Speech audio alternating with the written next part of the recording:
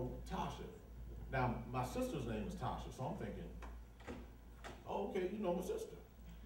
And like, no, not your sister, Tasha from high school. And I was like,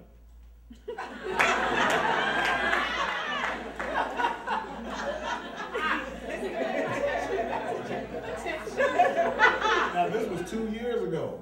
I'd been married 8 years. And before I could even stop and say, she's walking right in front of me. Now, normally, after 8 years, 9 years, people go downhill, but she didn't go downhill.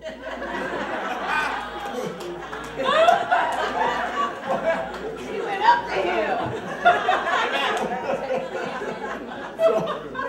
so, you know, she didn't go downhill at all. So I'm standing there, and I'm having to do this register. Like, okay, now what's happening? Now, the blessed part of it is that nothing was being triggered. Even though she looked fine and everything, I was not like, okay, well, you know, let's hook up. That wasn't there. But had I been in a different state, because it took me everything to break this tie. You know how you break up, and then 6 months later, the phone rings, and now, well, let's try to work this thing out. We went through that for like 6 years. Yes, I'll write another play about it.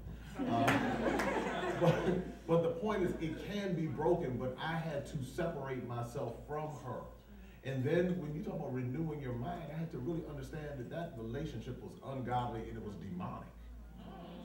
And it was a stronghold that I put myself in this relationship.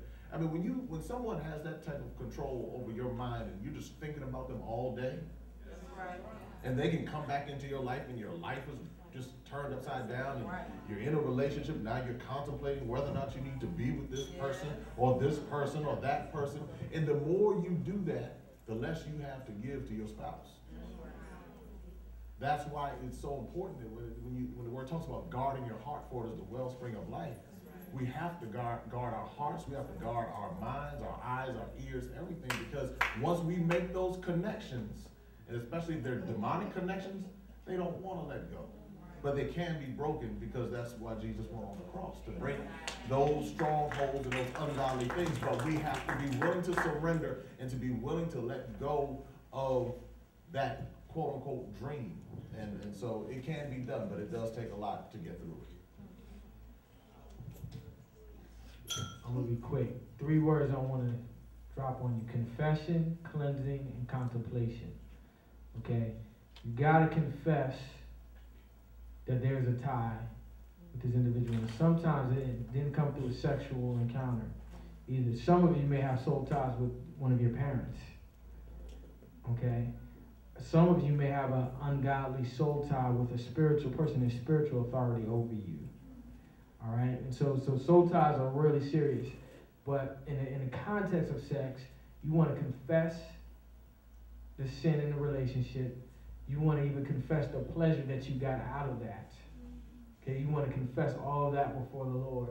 And in your private time, and it's great if you have someone that you do look up to and can respect as a spiritual authority to pray through this process through with you.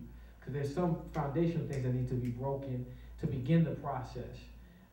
There has to come a sense of cleansing on the inside where you know, when you come out of that place with God, that inwardly you feel clean. So that means, again, there may be some serious details that you have to articulate and confess before God that was wrong and that you're repenting of. Sometimes we don't want to deal with this level of details in that surgery, but it requires that. And then after that, you really got to look at what am I doing or have I done to be in that situation, to open up a door for that tie to be established, because you don't want a cyclical pattern to begin. Why am I attracting the same type of people? Why am I drawn to this type of scenario? So confession, cleansing, and contemplation. You know, first of all, I feel the Spirit of the Lord in this room, and I can't just walk in and act regular, because I sense that the Lord wants to do something and is already doing something in this room. And was in the car with the very wonderful couple that came to pick me up. And I sensed the presence of the Lord on the way. And I'm in a place in my life now where I'm trying to discern where the Father is so that I know I'm in the right position. And I'm saying that to kind of preface what I'm getting ready to say, because one of the worst things I can do up here is give some, nice general answer that does not speak to the reality of where most of you are. That would be a waste of time and money.